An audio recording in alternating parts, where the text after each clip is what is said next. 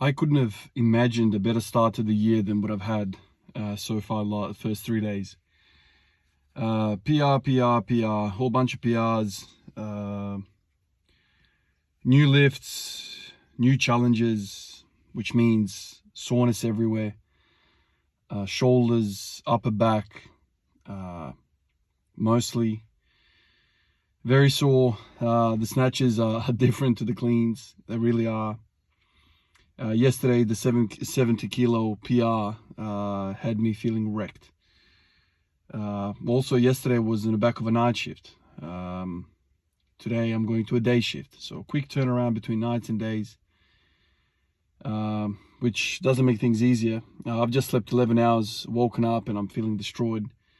So, I think today is going to be a recovery day. Spend some time, stretching out, working up on the front squat to something very, very manageable and call it quits. Don't have it in me today to push hard. Just crawl around the ground a little bit, stretch out, and that's basically it. I wish I had a normal schedule where I can, have some sort of routine, but with shift work, it's really, really hard, man. Even if I wasn't training, going from a night shift to a day shift within 24 hours it's tough. But it is what it is. That's kind of what us normal folk deal with. We don't sleep, eat, and train. That's not our life. In fact, all of this stuff that we really love to do is at best a hobby. We can't dedicate the bulk of our time into this. If we could, I'm sure all of us would have better results, and obviously, that's the struggle, because the people that we look up to, they treat this as a full-time job. That's not a full-time job for me, man. Like, I try to do the best I can. I try to make it a full-time job in the hobby part of my life, but it's far from it. The recovery is the biggest thing, and that's something that took me a little while to understand, to finally get through my freaking thick skull. Yes, okay, no worries. Here's a medal. You trained really, really hard. But what now? What now? Are you going to recover? Or are you going to take some more debt out of that recovery? You're going to just keep on taking debt until the injury, until regression? Or are you going to actually plan to rebuild some of this stuff that you've torn down? That's kind of the thing for me, because, it's hard for me to, this is the weird thing. Once you get hooked on something, it's very, very hard to take a easy session. When you're a hardcore addict, right? If you're a drug addict, you can't just have a day where you take 1/8 of the dose and you just, continue on with your life. No, man, you want the full dose and some. That's kind of how it works with this stuff. I love this stuff. This stuff is a focal part of my life. I've spoken about this. It has many benefits for me. So when I have to come in here because I need to recover, it's tough, man. I want to run through another brick wall, but you can't do that. You can't do that. And I'm looking at, going into a late shift tonight, and then straight away early shift tomorrow. So it's gonna be a crappy sleep, very quick turnaround. So 3 shifts, ungodly shifts. Night shift to a late shift to an early shift. You can't get worse than that. It's no routine at all, and in all of that, I'm supposed to train hard as well. It's tough. It's tough, but that's the way it goes. I've got 2 more fellas to give a shout out today. 2 more guys popped up on Patreon to support me. The first fella's name is João Vasco Oliveira, and the second fella is Brad. I don't know what's happened in the last 2 days, but there's been a whole lot of support. João and Brad, you guys are legends for doing this.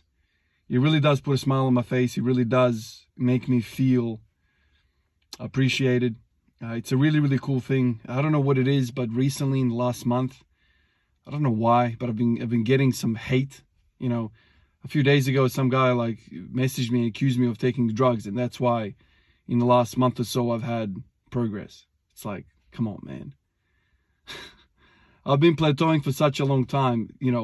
When there's a sniff of progress, guys are like, it's drugs. Come on, man. Out of all the people, dude, you think I'm taking drugs? clearly this person doesn't know me. Clearly this person is just a troll, wants to get a reaction. So I try to like avoid a lot of this stuff. Another guy accused me of deleting comments the other day. He's like, you delete comments. Anyone that has opposite views to you, you delete the comments. Man, I've never deleted a comment in my life. In fact, I encourage different opinions. When it's abuse, I don't like it. I still don't delete it. I've never deleted anything. I like discussion. My two best friends, the two cameramen, I haven't disclosed their names, but my two best friends, we go to town at each other, man. Like we have these couching sessions where we just like yell at each other and discuss global warming or the war in Israel, the war in Ukraine. Like we go on town, like, you know, we discuss things. I love discussion. I don't mind. I do the same thing with my brother, my two best friends. Why would I delete it, man? It's fun to me to try and iron out some of my beliefs, to try and iron out some of your beliefs.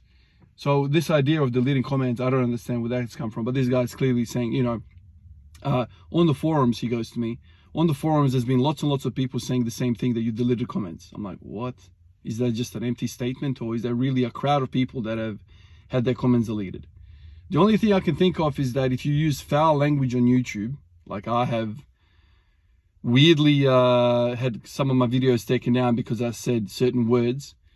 But if you use foul language, the AI or whatever, the algorithm will just take your comment down without even me seeing it. And then you're going to walk away saying, oh, Ivan deleted it. No, man. I don't own YouTube, man. If I owned YouTube, man, I'll be a very, very wealthy man. I'm just one of these guys that uploads videos, right? I don't, this is not my platform. But anyway, lots of hate in the last couple of weeks. I don't understand what's going on. But also lots of love. Joe and Brad, appreciate you guys. It's really nice. Like I say, it's you know, when you get bombarded with negativity, sometimes it's just a beautiful thing to have like-minded people saying, you know, it's okay, man, tap you on the back. And that's kind of what I feel what Patreon does for me. You know, I write my little articles now on there, do the journal. I write my thoughts down, which I feel like a better expression of what I truly think than these videos. It's easier to write your thoughts down. It's you reread it, you rethink it, and it's like a better summarized piece of writing of your thoughts. And you know, when people say, you know, thank you for doing this, you know, I'm a human being as well. Even though I'm 35 with 3 kids, and I've been through some stuff in my life. It's nice, you know, I'm human. I've got warm blood, man. It's nice somebody say to you, you know, thank you for doing this, you're doing well. It's nice.